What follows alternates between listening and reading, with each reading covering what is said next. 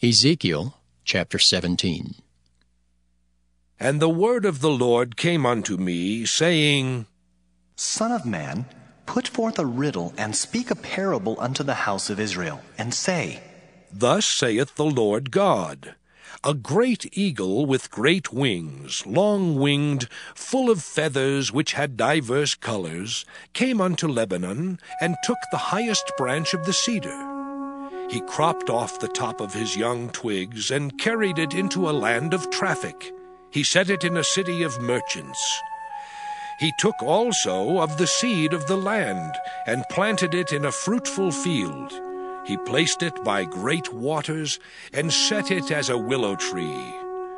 And it grew, and became a spreading vine of low stature, whose branches turned toward him, and the roots thereof were under him. So it became a vine, and brought forth branches, and shot forth sprigs.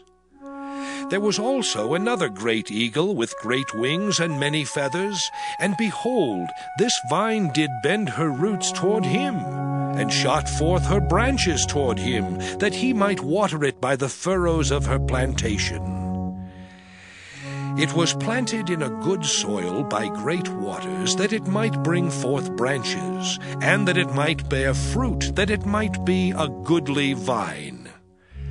Say thou, Thus saith the Lord God, Shall it prosper? Shall he not pull up the roots thereof, and cut off the fruit thereof, that it wither?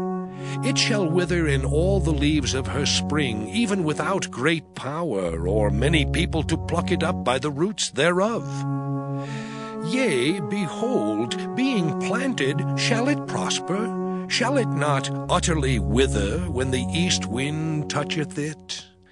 It shall wither in the furrows where it grew. Moreover, the word of the Lord came unto me, saying, Say now to the rebellious house, Know ye not what these things mean? Tell them.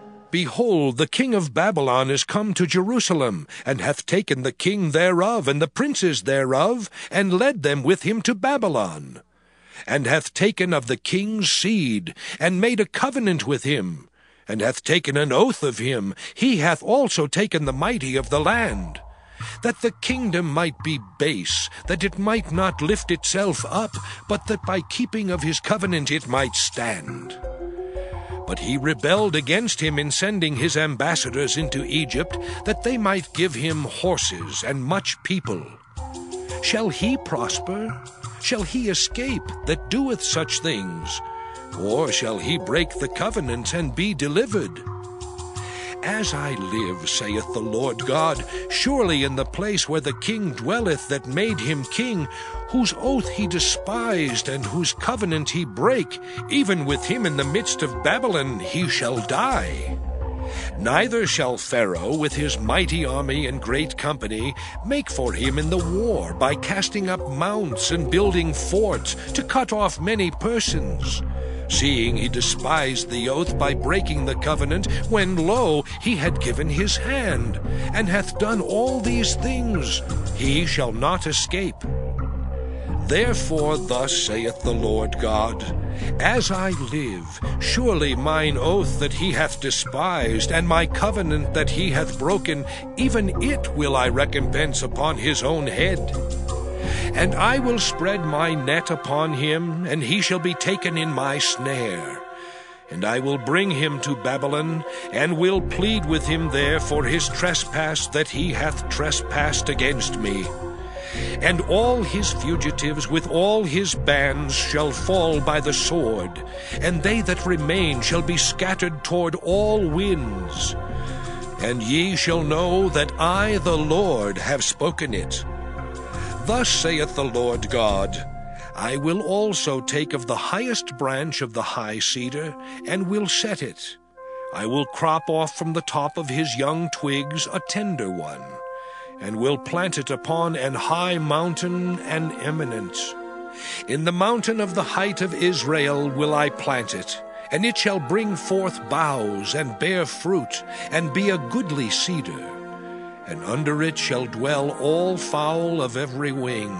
In the shadow of the branches thereof shall they dwell.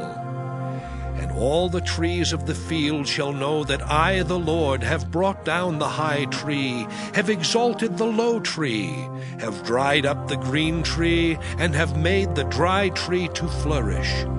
I, the Lord, have spoken and have done it.